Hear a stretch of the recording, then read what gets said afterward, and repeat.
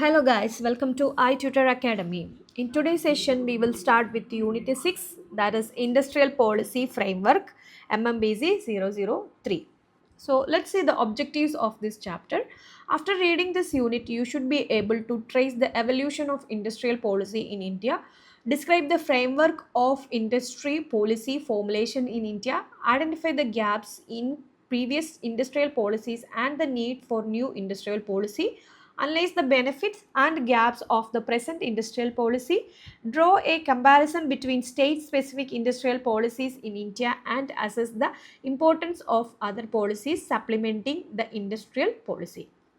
So structure of this unit is there is introduction in first session, and second is industrial policy framework and features, stages of industrial policy prior to 1991, new industrial policy 1991, analysis of new industrial policy, state specific industrial policies, other important policies focusing on industrial promotion, and summary, keywords and self assessment questions also there.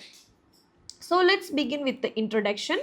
Industrial development is aimed to achieve economic prosperity and improving the lives of its people. India left no stone unturned to brace and strengthen its industrial development, for which the quest started after independence in 1947. The initially conceived policy, the Industrial Policy Resolution of 1948, outlined and defined the role of the state in industrial development, both as an entrepreneur and authority.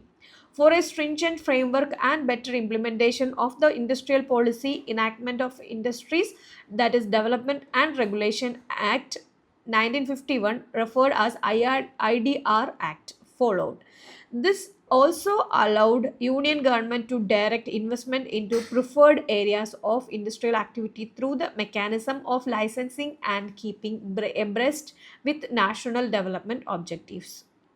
To fast track industrialization and to place India among global competitors, it was imperative to achieve sustainable growth, optimum utilization of resources, and the growth in production with a focus on best possible utilization of human resources and international competitiveness.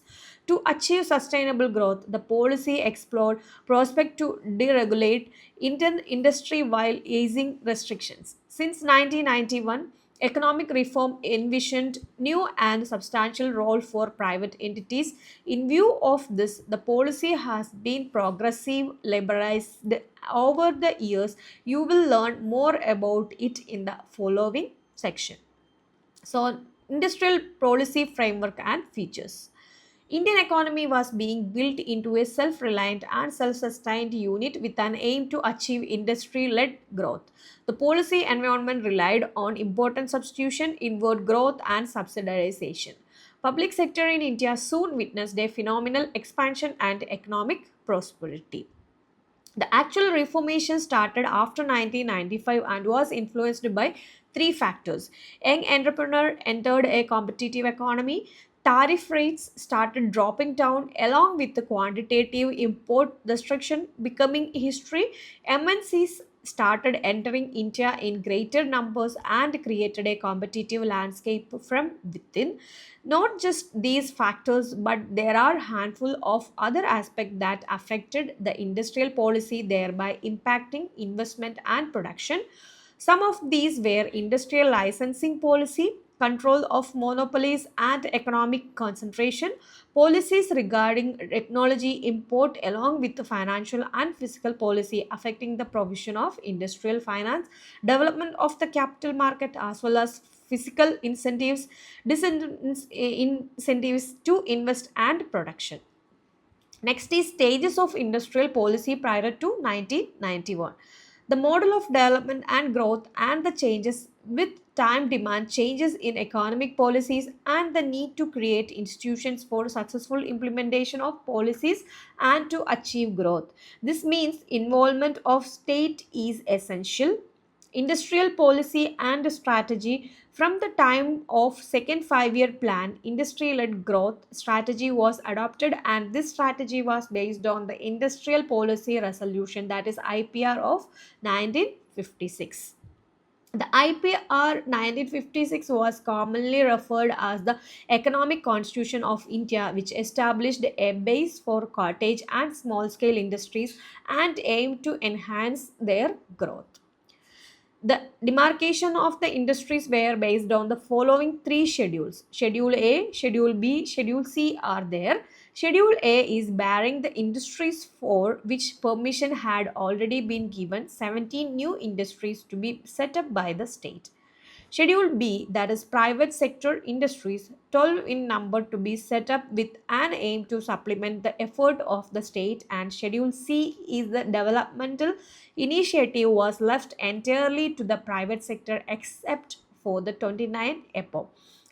Despite difference, it was always left open to state to undertake industrial production in any of the areas keeping the national interest in mind. Industrial licensing. Industrial licensing formed the backbone of state policy. The government initially insisted upon a written permission to an industrial unit allowing manufacturing of only those goods which were itemized in the permission letter was an important instrument which allowed the state to ensure that the manufacturing units follow the set of rules in place. The legislative framework for industrial licensing was represented in three different acts: Industries Developing and Regulation, that is IDRA Act 1951, Monopolies and Restrictive Trade Policies, that is MRTP Act 1969, and Foreign Exchange Regulation, that is FERA Act 1973. Okay, you just go through the explanation.